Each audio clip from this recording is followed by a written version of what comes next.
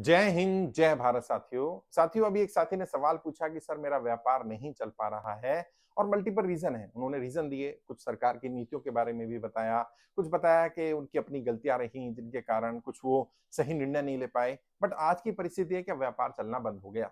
ऐसी स्थिति में क्या किया जाए? क्या व्यापार को पूरी तरह बंद कर दिया जाए, कोई नया व्यापार शुरू कर लिया जाए या वर्तमान व्यापार में ही हाथ-पैर मारे जाएँ? क्या किया जाए?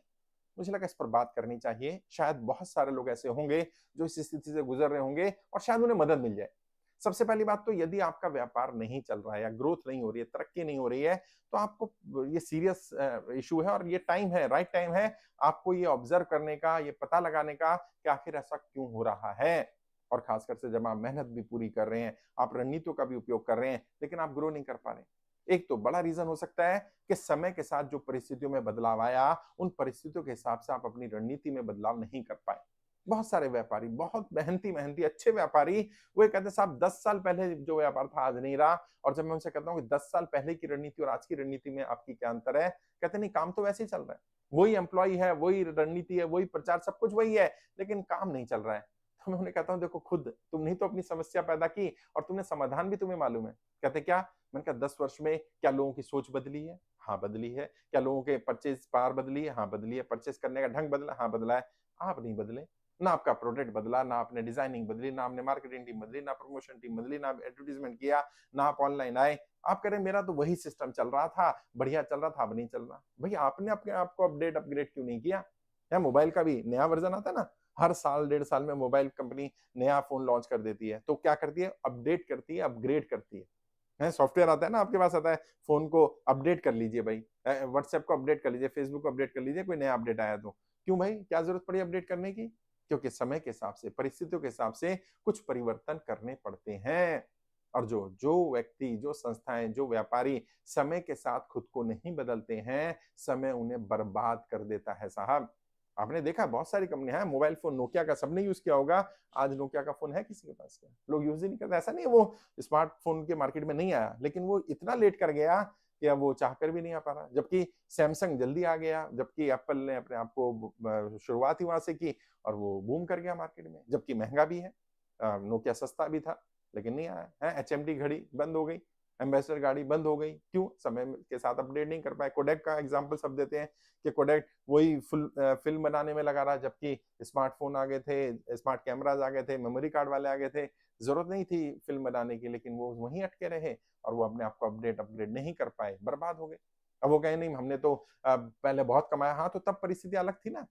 आज टेक्नोलॉजी अलग है, सिचुएशन अलग है, आज काम करने का ढंग बदला है, मार्केटिंग की स्ट्रैटेजीज़ बदली हैं, बड़ी-बड़ी कंपनियाँ आ गई हैं जो अलग तरह से मार्केटिंग कर रही हैं। आप बड़े बन ही नहीं पाए या कम से कम बड़े नहीं भी बन पाए, उस व्यापार को मेंटेन तो कर सकते थे अगर थोड़ा-थोड़ा, थोड़ा-थोड़ा चेंज करते और नहीं किया तो फिर तो बर्बाद होना ही चाहिए था, बंद ही होना चाहिए।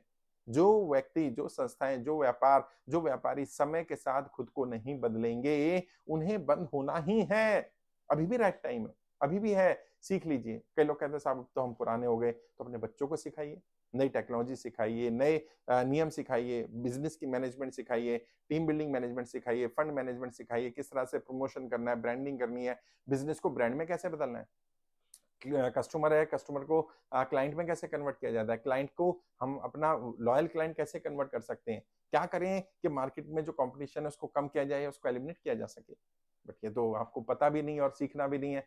देखिए करना नहीं आता या करना नहीं चाहता, नहीं आता तो सीखा जा सकता है, लेकिन नहीं चाहता, आप बदलना ही नहीं चाहते हैं, आप अपनी परिस्थितियों को नहीं बदलना चाहते, आप अपने काम करने ढंग को नहीं बदलना चाहते, आप खुद को नहीं बदलना चाहते, अपनी सोच, अपने विचारों को नहीं बदलना चाहते, व्यापार के करने के ढंग को नहीं बदलना चाहते और फिर कहते हैं मेरा व्यापार ग्रो नहीं कर रहा, मैं तरक्की नहीं कर रहा, मैं मेहनत कर रहा हूँ, लेकिन मेरा व्यापार बंद होने की कगार पर है। होगा ही, हो ही जाना चाहिए ऐसे व्यापार को बंद, जिसमें व्यक्ति, व्यापारी अपने आप को बदलने को तैयार नहीं है।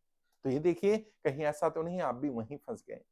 एक और चीज़, व्यापार अगर मान लीजिए वो स्थिति में आ गया, चाहे आपकी वजह से आ गया, मार्केट की वजह से आ गया, सरकार की नीतियों की वजह से आ गया, अब बंद होने के कगार पर है। कई बार क्या होता है, कई बार कुछ इंडस्ट्रियाँ उनका एक टाइम फ्रेम होता है, एक टाइम पीरियड होता है और वो अपने लास्ट साँसें जी रही होती हैं, वो इंडस्ट्री का लास्ट फेज़ होता है।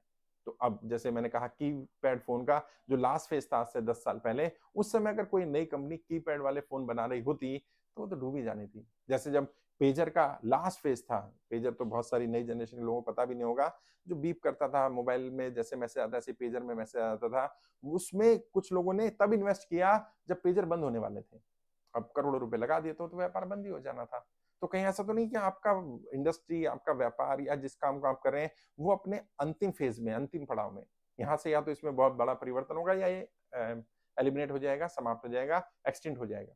तो अगर ऐसा है, तो इससे पहले कि वो समाप्त हो, क्योंकि जब समाप्त होगा तो जो है बचा हुआ, वो सब कूड़े के भाव चला जाएगा। जो रॉ मटेरियल है आपके पास, जो मशीनरी है, सब वेस्ट हो जाएगी। इससे पहले कि वो बंद होने पर आए, आप इसको निकाल करके आप इससे खुद एग्ज़िट कर जाइए।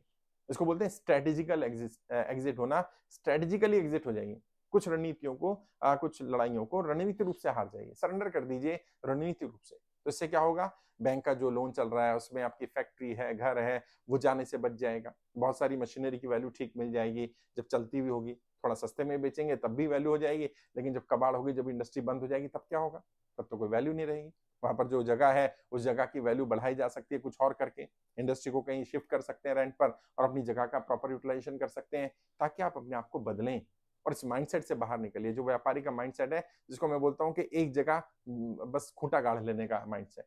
नहीं, व्यापारी तो ट्रैवल करते रहना चाहिए। अगर उसको लग रहा है यहाँ काम नहीं हो रहा, दूसरी जगह चले जाओ और तीसरी जगह, चौथी जगह, ये मूवमेंट करते रहो, कोई दिक्कत नहीं है। जगह बदल करके अगर काम हो जाए तो अच्छा है, काम बदल करके काम हो जाए तो अच्छा है, हमारे अपने आप को अपग्रेड करके काम हो जाए तो अच्छा है। हमारा उद्देश्य क्या होना चाहिए? हमारा उद्देश्य तरक्की होना चाहिए, आगे बढ़ना होना चाहिए, ग्रोथ होना चाहिए। ये थोड़ी कि बस यहीं टिके रहना है। अपने गाँव से, अपने मोहल्ले से, अपनी तहसील से, अपने जिले से, इससे बाहर ही नहीं निकलना। कई लोग अपने गली से बाहर नहीं निकलना चाहते, वहीं पर व्यापार करेंगे चाहे कुछ भी हो जाए। ऐसा नहीं होता है। तब उस गली में आस-पास और दुकानें नहीं थी, लोग आप पर डिपेंड थे। अब आस-पास पूरी मार्केट हो गई और आपकी दुकान छोटी हो गई है, लेकिन अब आप चाहते हैं लोग आप पर डिपेंड रहें। ऐसा नहीं होगा। बदलिए अपने आप को, और जो नहीं बदलेगा, वक़्त बदलेगा। वक़्त आएगा, वो बदल देगा आपको। तो बदलाव फिर क्या होगा, मजबूरी लगेगा। बदलाव बर्डन लगेगा कि यार अब तो बदलना ही पड़ेगा, अब तो कुछ नहीं हो सकता है। जैसे बहुत सारे लोगों ने कंप्यूटराइज़ेशन नहीं किया आज भी बिलिंग का। अब जीएसटी आ गया, उसमें इतनी कंप्लायंसेस आती हैं ऑफलाइन में कि बंदा थक हार के कहता है यार ठीक है, मैं सॉफ्टवेयर ही लगा लूँ, कंप्यूटराइज़ ही कर लूँ। जो कर लेते हैं उन्हें फिर आसानी हो जाती है, वो कहते हैं यार हमारा तो बहुत समय बच गया, नहीं तो हम इसी कैलकुलेशन में लगे रहते थे, इतना आया, इतना गया, इतना जीएसटी वाला, इतना ये वाला, इतना ये वाला, उसमें फँसे रहते थे। क्योंकि एक सॉफ्टवेयर आया, उसने वो सारे काम को आसान कर दिया। तो बहुत सारी चीज़ें ऐसी हैं, जो व्यापार बंद होते समय कुछ इंडिकेशन भी हैं, और कई बार ऐसा होता है, नियति कुछ और दिखा रही होती है। अगर मान लीजिए आपकी मेहनत करने के बाद, पैसा लगा, सब कुछ करने के बाद भी आप व्यापार में तरक्की नहीं कर रहे, तो क्या ये इंडिकेशन हो सकता है ना नियति का कि ये टाइम है, राइट टाइम है अब अपने आप व्यापार को बदलने का। ये राइट टाइम है अपने आप को बदलने का, अपनी इंडस्ट्री को बदलने का, किसी और चीज़ में एंटर करने का। हो सकता है वो एक इंडिकेशन मिल रहा हो। आप उसको बस रिजिड वहीं गड्ढे में मेहनत करते रहें, गड्ढा खोदते रहें और एक दिन गड्ढा इतना गहरा हो जाए कि आप उस गड्ढे से निकल ही ना पाएँ। तो कई बार ऐसा भी होता है।